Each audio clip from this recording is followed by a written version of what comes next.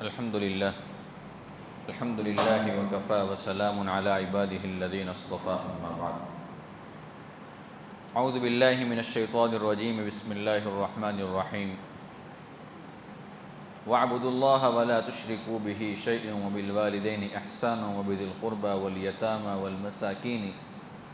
والجار ذي القربى والجار الجنوب والصاحب بالجنب وابن السبيل وما ملكت أيمانكم ان اللہ لا يحب من كان مختالا فخورا صدق اللہ العظیم۔ کچھ جمعہ پہلے ایک روایت کے اوپر بات چل رہی تھی جس میں اللہ کے نبی صلی اللہ علیہ وسلم نے مومن کی خوش قسمتی کی 3 علامتیں ذکر کی ہیں۔ پہلی علامت کہ کسی انسان کے پاس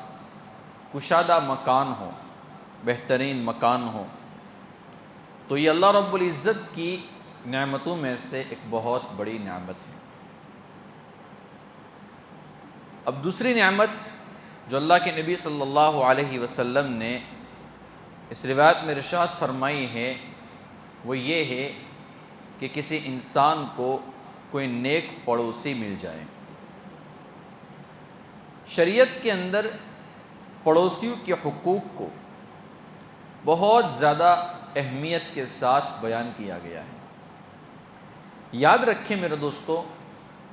صرف عبادت کر لینا، نوافل پڑھ لینا، روزے رکھ لینا، حج کر لینا، اس طریقے سے زکوٰۃ وغیرہ ادا کر لینا، اسلام صرف اسی میں دائر نہیں ہے۔ اسلام نے جس طریقے سے اللہ رب العزت کے حقوق کو بیان کیا ہے، اسی طریقے سے اسلام نے بندوں کے حقوق کو بھی بیان کیا ہے اور بہت اہمیت کے ساتھ بیان کیا ہے۔ اللہ کے نبی صلی اللہ علیہ وسلم کی اگر روایات کے اوپر اگر ہم غور کریں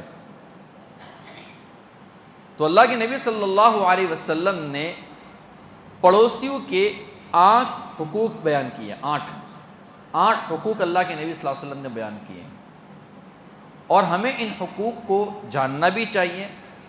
اور اپنی عملی زندگی میں اتارنا بھی چاہیے۔ اب چاہے ہمارے پڑوس کے اندر کوئی مسلمان رہتا ہو، ہم خیال رہتا ہو، ہم عقیدہ رہتا ہو، یا ہمارے پڑوس کے اندر ہمارا کوئی غیر مذہب بھائی رہتا ہو جو مسلمان نہ ہو، جس کا تعلق کسی اور مذہب سے ہو، تو شریعت نے ان لوگوں کے ساتھ کس طریقے سے برتاؤ کرنا ہے وہ ہمیں سکھایا ہے۔ اللہ کے نبی صلی اللہ علیہ وسلم نے ایک روایت کے اندر 8 حقوق بیان کیے ہیں۔ پڑوسیوں کے حقوق میں سے پہلا حق یہ ہے کہ اگر ہمارا پڑوسی بیمار ہو جائے تو ہمیں اس کی عیادت کے لیے جانا چاہیے، اور عیادت کے لیے بھی جب جائے تو اس کے بھی آداب بیان کیے گئے ہیں۔ اللہ کے نبی صلی اللہ علیہ وسلم نے عیادت کے موقع کے اوپر ہمیں کون سی دعائیں پڑھنی چاہیے وہ بھی ارشاد فرمائی ہے۔ مثال کے طور پر جب کسی انسان کو کسی مصیبت میں مبتلا دیکھے، کسی بیماری میں مبتلا دیکھے، ایک دعا یہ پڑھنے کی، الحمدللہ الذی عافانی مما ابتلاک بہ وفضلنی علی کثیر ممن خلق تفضیلا۔ اور دوسری دعا اللہ کے نبی صلی اللہ علیہ وسلم نے یہ ارشاد فرمائی ہے کہ اگر کسی انسان کے پاس ہم جائے جو بیمار ہوں تو 7 مرتبہ یہ دعا پڑھنے کی، اسأل اللہ العظیم رب العرش العظیم ان یشفیک، یہ دعا پڑھنے کی۔ اس کی فضیلت میں اللہ کے نبی صلی اللہ علیہ وسلم کی روایتوں میں ملتا ہے، جس کا خلاصہ یہ ہے کہ جس نے اس دعا کو 7 مرتبہ پڑھا، اسأل اللہ العظیم والی دعا کو جس نے 7 مرتبہ پڑھا، تو جس بیماری کے اندر سامنے والا بندہ مبتلا ہے، اللہ تبارک و تعالیٰ اس دعا کے پڑھنے والے کی حفاظت فرما دے گا۔ اب اگر ہم کسی کینسر کے مریض کے پاس چلے گئے، ڈائبٹیز کے مریض کے پاس چلے گئے، کسی پتھری کے مریض کے پاس چلے گئے، کسی تھائرائیڈ کی بیماری مریض کے پاس چلے گئے اور ہم نے یہ دعا پڑھ لی، تو ہمیں یقین کرنا چاہیے، اللہ کی ذات کے اوپر ہمیں توکل رکھنا چاہیے کہ جس بیماری کے اندر وہ سامنے والا بندہ مبتلا ہے، اس بیماری سے اللہ ہماری حفاظت کر دے گا انشاءاللہ۔ تو پڑوسیوں کے حقوق میں سے پہلا حق یہ ہے کہ اگر ہمارا پڑوسی بیمار ہو جائے تو ہمیں اس کی عیادت کرنے کے لیے جانا چاہیے۔ ماڈرن زمانے کی طرح ہمیں نہیں رہنا چاہیے، جیسے دبئی وغیرہ میں لوگ رہتے ہیں، لگژری فلیٹ ہوتے ہیں، لیکن سال ہاں سال گزر جاتے ہیں، ان کو یہ پتہ نہیں ہوتا ہے کہ میرے سائڈ والا جو فلیٹ ہے اس میں کون رہتا ہے۔ ایسے بے حس بن کر بندے کو زندگی نہیں گزارنی چاہیے، پڑوسیوں کے حقوق کا خیال رکھنا چاہیے۔ نمبر 2، اگر ہمارے پڑوس میں کسی کا انتقال ہو جاتا ہے تو ہمیں اس کی تعزیت کرنے کے لیے جانا چاہیے، اور تعزیت کی دعائیں بھی اللہ کے نبی صلی اللہ علیہ وسلم نے ارشاد فرمائی ہیں۔ اگر ہمارا کوئی پڑوسی انتقال کر جاتا ہے تو اس کی تجہیز و تکفین، یعنی کفن وغیرہ لانا ہے اور اس طریقے سے قبر وغیرہ کھودنا ہے، اور اس وقت تک کے جو کام کاج ہیں اس کے اندر ہم اپنا ہاتھ بٹاوے، یہ پڑوسیوں کے حقوق میں سے دوسرا حق ہے۔ نمبر 3،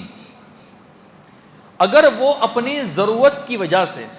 اپنی ضرورت کے لیے قرض مانگنے کے لیے اگر ہمارے پاس آتا ہے تو ہمیں اس کو قرض دینا چاہیے۔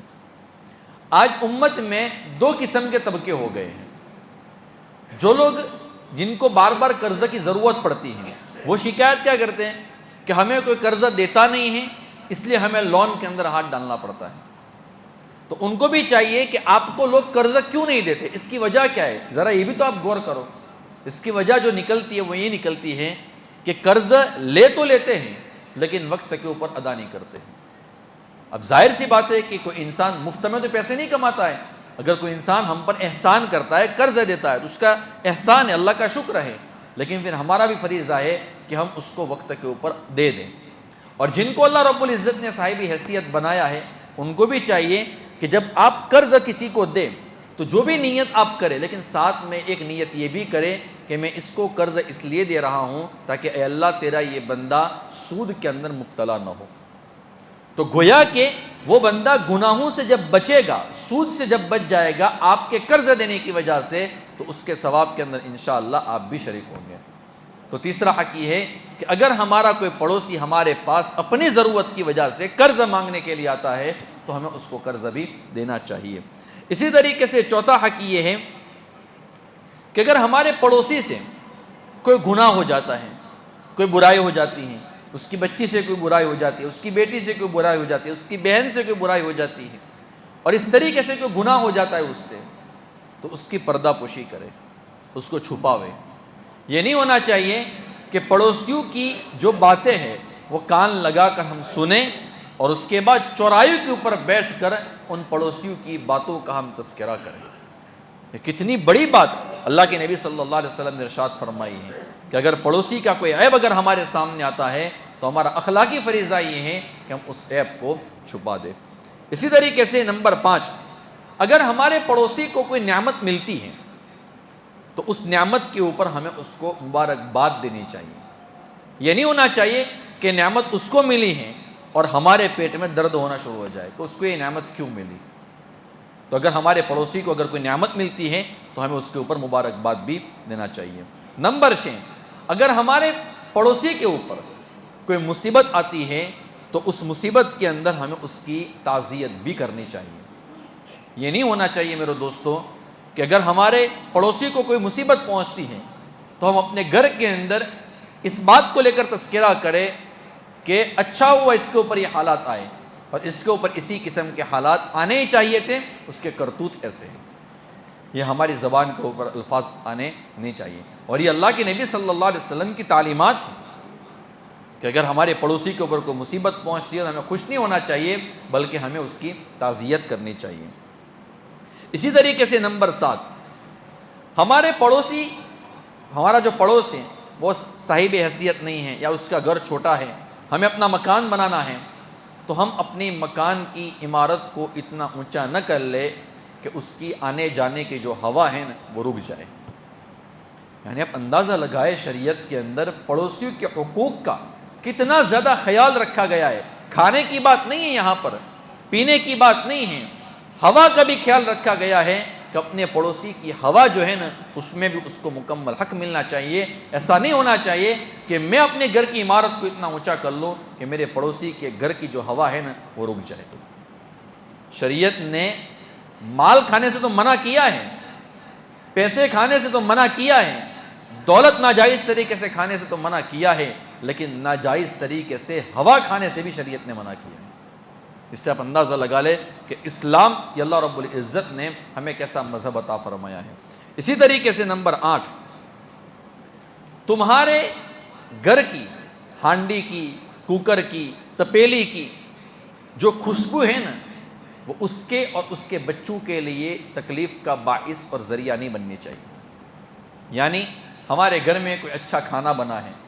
ہم نے اچھا کوئی کھانا پکایا ہے،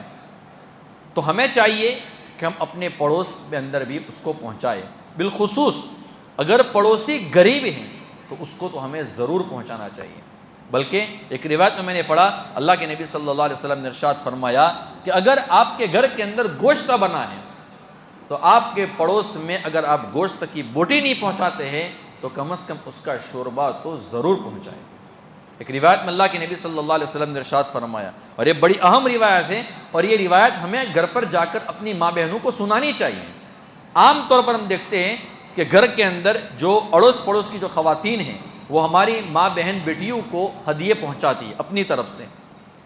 اب ہماری بیٹی کی یا ہماری گھر والی کی یا ہماری ماں کی پڑوسن سے بنتی نہیں ہے، تو اس آنے والے ہدیے کو حقارت کی نظر سے دیکھتی ہے۔ نہ صرف یہ کہ دیکھتی ہے بلکہ وہ حقارت کی نظر سے اس کا تذکرہ بھی کرتی ہے کہ اس نے ایسی چیز بھیجی ہے، حالانکہ نہیں ہونا چاہیے۔ باجو والے بندے نے، پڑوس نے ہمیں جو چیز ہدیے میں بھیجی ہے اس چیز کو نہیں دیکھنا چاہیے، اس نے جس دل کے ساتھ ہمارے گھر پر پہنچایا ہے اس دل کو ہمیں دیکھنا چاہیے۔ غریب بندہ ہوتا ہے، صاحب حیثیت نہیں ہوتا ہے، وہ چھوٹی عطر کی سیسی بھی اگر ہمیں پہنچاتا ہے نا، ہمیں خوشی کے ساتھ اس کو قبول کرنا چاہیے۔ بسا اوقات بندہ ریاکاری کے لیے دیتا ہے تو وہ تو تباہی کا ذریعہ اور سبب بن جاتا ہے، لیکن کوئی بندہ دل سے دیتا ہے تو ہمیں اس کی قدر کرنی چاہیے۔ تو اللہ کے نبی صلی اللہ علیہ وسلم نے کیا فرمایا؟ اچھا، اللہ کے نبی کا فرمان دیکھیں، اللہ کے نبی نے کیا فرمایا کہ اگر گوشت اگر نہیں دے سکتے ہو تو کم از کم شوربہ بھی ضرور دو۔ کیوں؟ اس لیے کہ ہو سکتا ہے کہ کسی انسان کو گوشت دینے میں اس کے دل کے اوپر بوجھ پڑے، لیکن شوربے میں تو پانی ہوتا ہے، اور پانی میں جس طریقے سے ہمارا حق ہے اس طریقے سے اوروں کا حق ہے، اور شوربہ دینے میں کسی انسان کا کچھ جاتا نہیں۔ آپ اندازہ لگائے کہ کس طریقے سے حقوق کا خیال رکھا گیا ہے۔ ایک مرتبہ حضرت ترمذی شریف میں روایت ہے، حضرت عبداللہ ابن عمر رضی اللہ تعالیٰ عنہما اپنے گھر پر تشریف لائے تو اپنے گھر والوں سے پوچھا کہ آپ کے گھر پر، ہمارے گھر پر بکری کو ذبح کیا گیا ہے، تو کیا پڑوس میں ہمارا جو یہودی پڑوسی ہے اس کے گھر پر گوشت پہنچایا ہے؟ اور ایسا حضرت عبداللہ ابن عمر رضی اللہ تعالیٰ عنہما نے ایک مرتبہ نہیں پوچھا ہے بلکہ 2 مرتبہ پوچھا۔ پھر فرمایا، میں نے اللہ کے نبی صلی اللہ علیہ وسلم کو ارشاد فرماتے ہوئے سنا، اللہ کے نبی نے فرمایا کہ جبرائیل مجھے پڑوسیوں کے حقوق کی اتنی زیادہ تاکید کرتے تھے، اتنا زیادہ خیال رکھواتے تھے، مجھے یہ ڈر محسوس ہونے لگا تھا کہ کہیں ایسا نہ ہو کہ پڑوسی کو میراث کے اندر بھی ہمیں حصہ دینا پڑے، یعنی میراث میں بھی اس کو شامل کر لیا جائے گا۔ اتنا زیادہ اللہ کے نبی صلی اللہ علیہ وسلم نے پڑوسیوں کے حقوق کو بیان کیا ہے، اور جبرائیل نے اللہ کے نبی صلی اللہ علیہ وسلم کے ذریعے سے پوری امت کو اس چیز کی تعلیم دی ہے۔ اور اللہ کے نبی صلی اللہ علیہ وسلم نے برے پڑوسی سے پناہ بھی مانگی ہے، اور کیسی پیاری دعا اللہ کے نبی صلی اللہ علیہ وسلم نے مانگی ہے۔ اللہ کے نبی نے دعا مانگی، اللہم انی اعوذ بک من جار السوء فی دار المقامہ فإن جار البادیۃ یتحول۔ اللہ کے نبی نے فرمایا کہ اللہ، میں وطن کے اندر جہاں پر مجھے ہمیشہ رہنا ہے اس جگہ پر میں برے پڑوسی سے آپ کی پناہ چاہتا ہوں۔ کیوں؟ اس لیے کہ اگر آپ کہیں پر باہر رہنے کے لیے گئے، ٹیمپرری، مثال کے طور پر آپ احمد آباد میں چلے گئے، آپ نے کوئی فلیٹ کرائے کے اوپر لیا 1 مہینے کے لیے، 2 مہینے کے لیے، اب وہ آپ کی مستقل جائے قیام نہیں ہے۔ اب اگر وہاں پر کوئی برا پڑوسی آ گیا تو آپ یہ کہہ سکتے ہیں نا کہ چلو 2 مہینے تو مجھے رہنا ہے، 10 دن تو مجھے رہنا ہے، 15 دن تو مجھے رہنا ہے، اس کے بعد میں یہاں سے چلا جاؤں گا، مجھے کیا فرق پڑتا ہے۔ لیکن اگر وطن میں اگر آپ کے یہاں پر برا پڑوسی اگر آ گیا تو آپ کیا کہتے ہیں؟ اللہ نے مکان تو بہت بہتر دیا ہے، ہر اعتبار سے نعمت اچھی دی ہیں، بس یہ میرا پڑوسی ہے نا، اس سے میں تھک گیا ہوں۔ اور یہ الفاظ آپ نے کئی مرتبہ سنے ہوں گے، بولے بھی ہوں گے اور سنے بھی ہوں گے۔ تو اللہ کے نبی صلی اللہ علیہ وسلم نے جو دعا ہمیں بتائی نا، یہ دعا ہمیں مانگنی چاہیے، اور اگر عربی میں نہیں مانگ سکتے تو اتنا ہی مانگ لے کہ اللہ برے پڑوسی سے ہر جگہ پر میری حفاظت فرما۔ تو اللہ کے نبی صلی اللہ علیہ وسلم نے اس طریقے سے حقوق کا خیال رکھا ہے۔ اسی طریقے سے امام حسن ابن عیسیٰ نشاپوری رحمۃ اللہ علیہ فرماتے ہیں کہ میں نے ایک مرتبہ حضرت عبداللہ بن مبارک رحمۃ اللہ علیہ سے سوال کیا کہ حضرت میرا غلام ہے، میرے پڑوسی میرے غلام کے بارے میں ہمیشہ مجھ سے شکایت کرتے ہیں، اور جب میں وہ شکایتیں میرے غلام کو بتاتا ہوں تو میرا غلام کہتا ہے کہ میں نے تو ایسی کوئی غلطی کی نہیں ہے، اب میں کیا کروں، پڑوسی کو سنبھالوں یا غلام کو سنبھالوں؟ اب پڑوسی کے حقوق کا خیال دیکھیں۔ عبداللہ بن مبارک نے فرمایا اگر آپ کے غلام نے کوئی غلطی نہیں کی ہے نا تو کوئی بات نہیں، پہلے تو کبھی اس نے کوئی نہ کوئی قصور تو کیا ہوگا نا، اس قصور کی آڑ میں اس کو ڈانٹ دو تاکہ پڑوسی بھی اپنی جگہ پر سنبھل جائے گا کہ چلو انہوں نے میرے کہنے کی وجہ سے اس کو ڈانٹ دیا، اور اس طرف غلام بھی بچ جائے گا۔ تو اس سے آپ اندازہ لگا لیں میرے دوستو کہ پڑوسیوں کے حقوق کا کتنا زیادہ شریعت میں خیال رکھا گیا ہے۔ اب اس پر مزید بھی انشاءاللہ باتیں آئے گی، اور آئندہ انشاءاللہ میں آپ کے سامنے 40 کے قریب ایسی صورتیں رکھوں گا کہ جو پڑوسیوں کی تکلیف کا ذریعہ ہوتی ہیں، یعنی ہمیں نہیں پتہ ہے کہ ہم یہ حرکت کرتے ہیں اور اس حرکت کی وجہ سے شریعت کی نگاہ کے اندر ہم پڑوسیوں کو تکلیف پہنچانے والے بنتے ہیں۔ اللہ تبارک و تعالی ہمیں عمل کرنے کی توفیق عطا فرمائے۔